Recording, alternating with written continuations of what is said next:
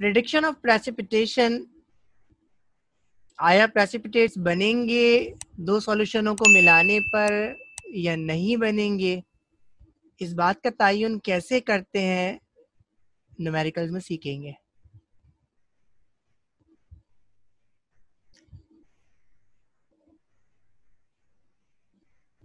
Ksp की value हमें calculate करनी पड़ती है और एक केएसपी की वैल्यू गिवन होती है।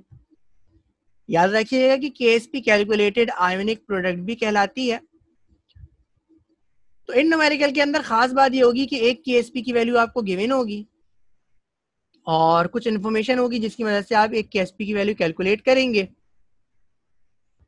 और पहली पॉसिबिलिटी क्या है जी कि केएसपी कैलकुलेट जो आपने की है वो वैल्यू कम आए।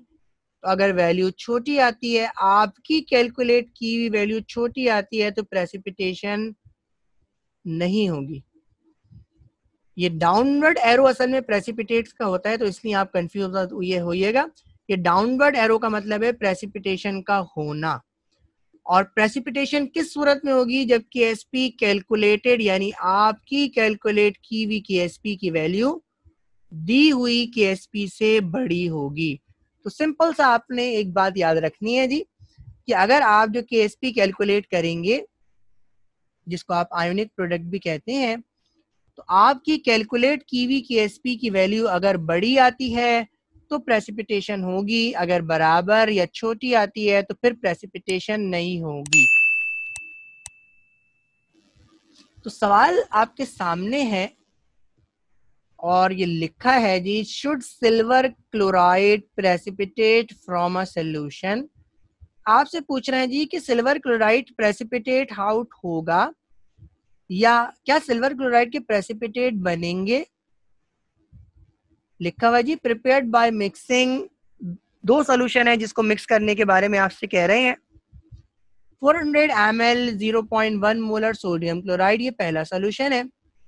इसके अंदर अगर आप ऐड करें 600 ml 0.03 मोलर सिल्वर नाइट्रेट, यानी आपसे कह रहे हैं कि सिल्वर नाइट्रेट के अंदर सोडियम क्लोराइड का सोल्यूशन को ऐड किया जाएगा, तो क्या सिल्वर क्लोराइड के प्रेसिपिटेट बनेंगे या नहीं, ये बता दें। और क्योंकि ये सवाल में आपसे, क्योंकि प्रेडिक्शन ऑफ प्रेसिपिटेशन का सवाल है, तो लाजमी उसने केएसपी की वैल्यू दी हुई होगी और केएसपी की वैल्यू उसी के लिए दी होगी जिसके प्रेसिपिटेट आपने निकालने होंगे। तो सिल्वर क्लोराइड के प्रेसिपिटेट निकालने हैं, इसलिए सिल्वर क्लोराइड के लिए केएसपी की वैल्यू दी हुई है जो है 1.6 एक्सपोनेंट -10। देखते हैं न्यूमेरिकल कैसे सॉल्व होगा। पहले तो ये देखते हैं कि ये न्यूमेरिकल में आपसे वो पूछना क्या चाह रहा है। तो ये टेस्ट ट्यूब है और कह रहे हैं जी कि इस टेस्ट ट्यूब के अंदर आपने सोडियम क्लोराइड ऐड किया जो 400 ml था और जिसकी कॉन्सेंट्रेशन 0.1 मोलर थी। अब इसके अंदर जब आपने दूसरा सॉल्यूशन ऐड किया जो कि सिल्वर नाइट्रेट है और जिसका वॉल्यूम 600 ml है और जिसकी कॉन्सेंट्रेशन 0.03 ml है, तो जब इन दोनों सॉल्यूशन को मिलाएंगे तो सिल्वर ये इस क्लोराइड के साथ रिएक्ट करेगा, सिल्वर क्लोराइड बनाएगा। सोडियम इस नाइट्रेट के साथ रिएक्ट करेगा, सोडियम नाइट्रेट बनाएगा, यानी डबल डिस्प्लेसमेंट रिएक्शन होगा। तो क्या सिल्वर क्लोराइड के प्रेसिपिटेट्स बनेंगे या नहीं? क्योंकि प्रेसिपिटेट आपका ये अनडिजॉल्व हो जाएगा जी, ये प्रेसिपिटेट आउट जाएगा, इस सॉल्यूशन से सॉल्युबल फॉर्म से बाहर आ जाएगा in the form of precipitates. तो सवाल आपसे यही पूछा है जी कि सिल्वर क्लोराइड के प्रेसिपिटेट बनेंगे या नहीं। तो हमें इस बात का फैसला करना है और इस बात का फैसला हम करेंगे केएसपी की वैल्यू निकाल के। और अगर हमारी केएसपी की वैल्यू बड़ी आती है, यानी कैलकुलेट की हुई केएसपी की वैल्यू दी हुई केएसपी से बड़ी आती है, तो इसका मतलब है प्रेसिपिटेट्स बनेंगे, और अगर छोटी आती है तो प्रेसिपिटेट्स नहीं बनेंगे। देखते हैं न्यूमेरिकल कैसे सॉल्व होगा। तो जो न्यूमेरिकल मुझे दिया हुआ है उसकी मदद से मैंने डाटा बनाया और डाटा क्या बन रहा है जी कि सोडियम क्लोराइड की कॉन्सेंट्रेशन दी हुई है 0.1 मोलर और सोडियम क्लोराइड का वॉल्यूम दिया हुआ है 400 ml। दूसरे सॉल्यूशन की इंफॉर्मेशन है सिल्वर नाइट्रेट जिसकी कॉन्सेंट्रेशन दी हुई है 0.03 मोलर और सिल्वर नाइट्रेट का वॉल्यूम दिया हुआ है 600 ml। इन दोनों सॉल्यूशन को आपस में मिलाना है।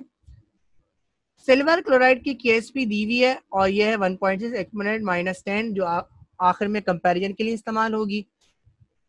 और क्योंकि मैंने दोनों सॉल्यूशन को मिलाया है और मिलाने पे वॉल्यूम क्या हो गया है 600 + 400 तो 1000 ml हो गया है, तो ये टोटल वॉल्यूम मेरे लिए बहुत अहम है। अब मसला ये है जी, अच्छा चलें आगे चलते हैं जी, रिएक्शंस लिखने जा रहे हैं जी। तो सिल्वर नाइट्रेट और सोडियम क्लोराइड को आपस में ऐड करेंगे तो ये सिल्वर क्लोराइड और सोडियम नाइट्रेट बनेगा। सिंपल डबल डिस्प्लेसमेंट रिएक्शन है। ये जो नेगेटिव आयन है ये क्लोराइड आयन से रिप्लेस हो जाएगा और इसी तरह क्लोराइड किससे रिप्लेस हो जाएगा, नाइट्रेट से रिप्लेस हो जाएगा। डबल डिस्प्लेसमेंट रिएक्शन है जिसके नतीजे में सिल्वर क्लोराइड आपको मिलेगा। क्योंकि वो सिल्वर क्लोराइड की प्रेसिपिटेशन की बात कर रहा है तो इसका मतलब है ये स्पैरिंगली सॉल्युबल सॉल्ट है।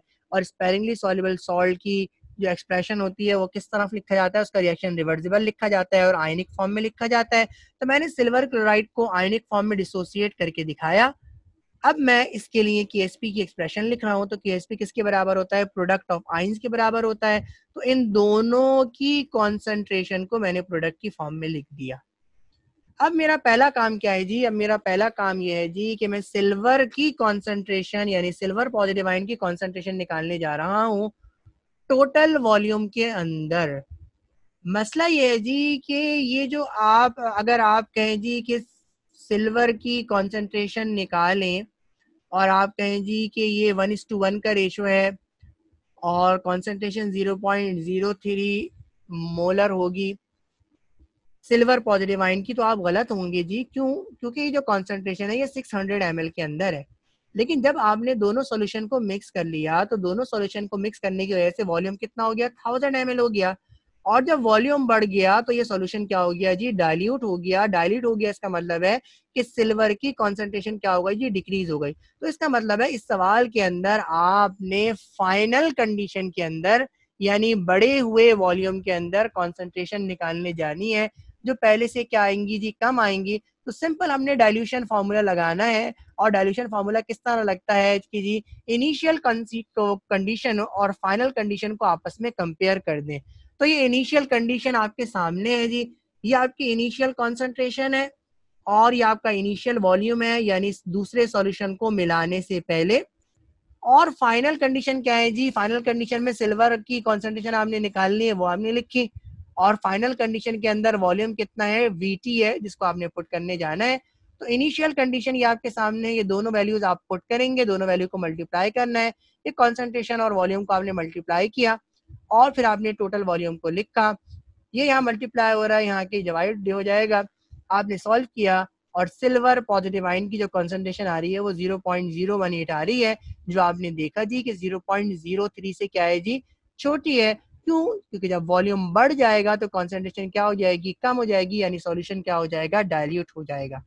तो ये सिंपल सी रिलेशन के जरिए यानी इनिशियल कंडीशंस को आपस में मल्टीप्लाई किया और फाइनल कंडीशन को आपस में मल्टीप्लाई किया और दोनों को इक्विलेट करवाया और ये सिंपल फार्मूला क्या कहलाता है, डाइल्यूशन फार्मूला कहलाता है। तो इसकी मदद से हमने सिल्वर पॉजिटिव आयन की कॉन्सेंट्रेशन निकाल ली।